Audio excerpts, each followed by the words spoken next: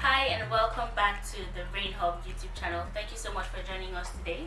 As you know, my name is Ulan, and yes, welcome to our new viewers. Thank you so much for coming to our channel, and we hope that you would subscribe and stay with us for the long haul. Thank you so much. So yes, yesterday we started a series on coronavirus. Well, specifically what this pandemic has exposed about Nigeria, and we're just continuing on that topic today, but from a different angle. So today we're talking about how this pandemic has exposed Nigerians to be irresponsible. Yes, I said it. Irresponsible. Nigerians are irresponsible. Now, when I say Nigerians, I'm not trying to just be generalistic or anything, but I do acknowledge that there are people who are very responsible, doing what they have to do, sticking to the laws, washing their hands and doing everything that we have been asked to do to help, curtail this pandemic. And yes, kudos to all of you who are doing so. Yes, when I say we are irresponsible, I'm talking about how some people are still having house parties. People who you wouldn't even expect it from, throwing house parties and saying that, okay, because we've done the 2 weeks and everyone is fine. It's still not okay, because we have been told, or we have been given a should I say a duty, or I don't know the word to use, by the government, by our country, to not be in such gatherings, because we're trying to not spread this pandemic any further than it has already. And we also have people who are prank calling the NCDC. I mean, that's just very, very irresponsible. I just have to say, don't call the NCDC if you don't have to, because you are just, letting people who are on the queue wait for much longer than they have to, because you're there speaking gibberish. Sorry to say, you're saying what you shouldn't be saying. It's not fair, it's not nice, it's wrong, and we just have to acknowledge that it is wrong. It's just that, it's wrong. And the height of this irresponsibility is when we have, I don't know if as many who saw the news, it was in Premium Times, it was in Nation Nigeria, the newspaper as well.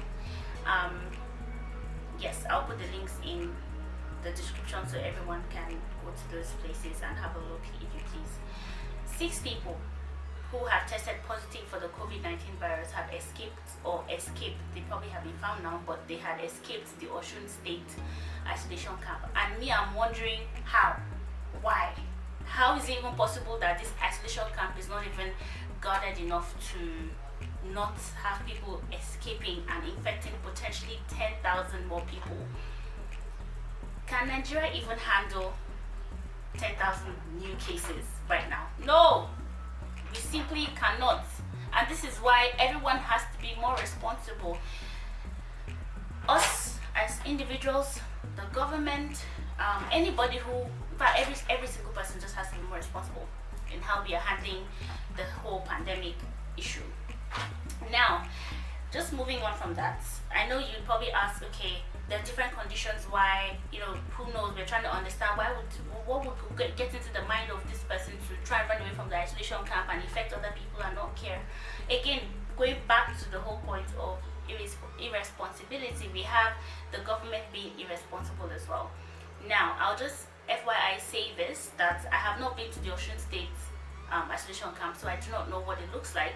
I did try to do some research to see, any pictures or, to back what I'm about to say, but unfortunately I didn't see anything. So I'm just going by reports of a different isolation camp now.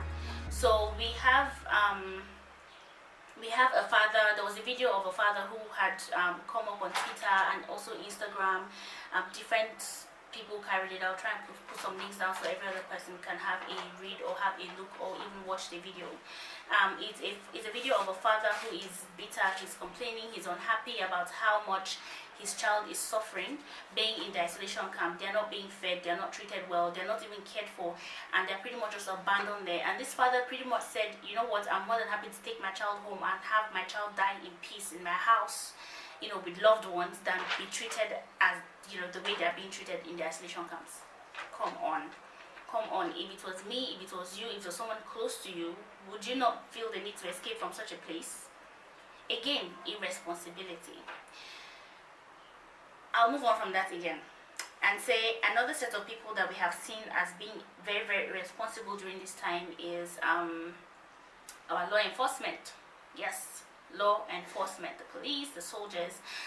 For as many who saw the story that Instablog put just today, they were talking about how there was a doctor who was beaten by a police officer, and he was beaten up unto the point that they broke his arm. And me, I'm just like, wow. Why? Why are you beating the man and breaking his hand? That's just one. 2 or 3 days ago, there was the one about, it was carried in, again, a lot of news outlets, and I'll put the links in the description for everyone who wants to visit the website and have a look. And this is about a man in Warri who was killed by soldiers. And the story is that this guy went out, although there's a curfew and lockdown, all of that. He went out to get medication for his wife who wasn't feeling too well, and he was beaten to death. He was beaten to death. Why? And okay, I'll just use this opportunity and admonish or plead with our law enforcement to please not be brutal to the citizens you're supposed to be protecting. That's one. And secondly, every contact that you make with a Nigerian or with the citizens of this country during this period especially, use it as an opportunity to educate them on why the lockdown is necessary, why these curfews have been imposed, why we are in the state that we are in right now, so they can understand better. You'll be surprised that there's a lot of people who don't actually know what this disease really is. A lot of people just see that, this disease is a freedom fighter and it's killing and slaughtering, all the leaders, the high and mighty who are just eating away at all the money for this country, and all of that. And some people are even rejoicing that we have this pandemic, and they're like, yeah, let's keep doing what it's going to do. It's for the rich, it's not for the poor. And that is just so wrong.